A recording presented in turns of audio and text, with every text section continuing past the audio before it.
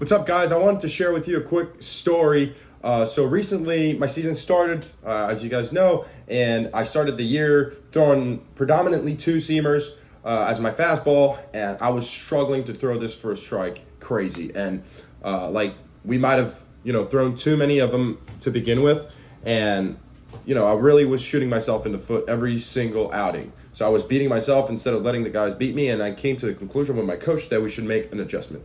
So I changed my grip from a two-seam to that grip here in order to throw a cutter. So now this is what I'm doing, and I've had a crazy turn of events. I'm much better at controlling the zone. I'm much better at attacking hitters and getting ahead because I have a lot more confidence in that pitch, and it's because it also falls under the things that I'm a lot better at. So this is what I want to talk about today. I want to talk to you about your strengths and how important it is to hit on them and, emphasize using your strengths over pitching to the opponent's weaknesses. So what I'm saying about it is I've always been really good at cutting balls or breaking balls. Everything that's moving away from a righty, I've always been really, really good ever since I was a kid. So I'm good at supinating, and I'm not so good at pronating. So everything that's change up, everything that's running away from a lefty or running in on a righty has been something I've always struggled with. I can get decent movement, but I struggle to control it. It's always been like that.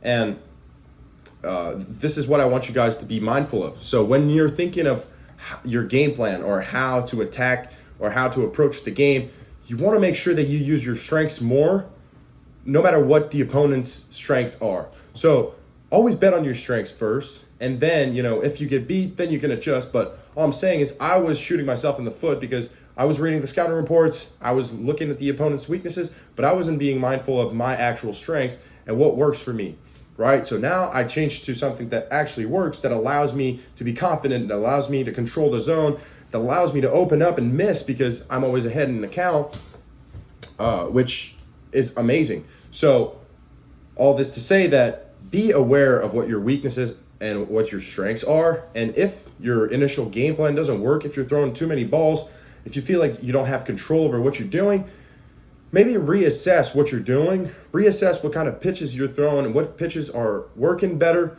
and emphasize that. Even if you don't throw your fastball for a strike most of the time, doesn't mean that you can't be successful. Now, it sucks. You need to work on it. Granted, you need to work on your fastball. You need to work on that command because it's important to have a fastball or something straight. But at the same time, if your curveball is always in for a strike, why do you throw more fastballs than curveballs, right? There's no rules to this pitching thing. You need to get 3 outs every single inning. You need to put zeros up on the board. Find the best way that you can do that. It doesn't have to be with more fastballs than anything else if that fastball is not your best pitch. So for me, I wanted to share that with you because now that I don't throw anything straight anymore in games, I'm having a lot more success. And if you guys watch my last pitching review or outing review that I've just posted recently, you'll see that I'm not getting very fancy. I'm not getting very cute with it. I'm really just attacking guys straightforward, throwing strikes, and mixing two pitches, cutter and slider, and guys are getting themselves out. I'm missing my spots a ton of times, and they still swing and roll over. And of course, they'll hit me every once in a while, but generally speaking, if you're always ahead, if you're putting the odds in your favor, you're going to win more often than you're going to lose.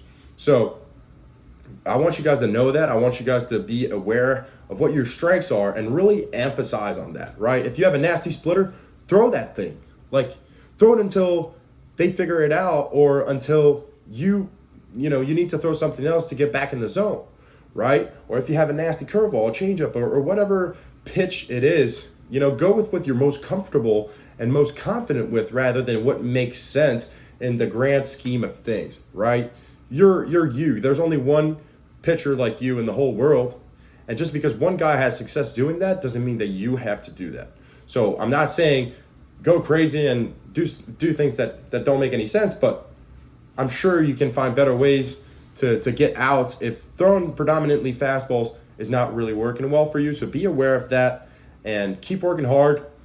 if you have any questions, hit me up. It'll be a pleasure for me to talk with you, and we can schedule a free call and talk about it, and see how you can improve your game plan going into games. So hope you like this video, and I hope it helps. See you guys.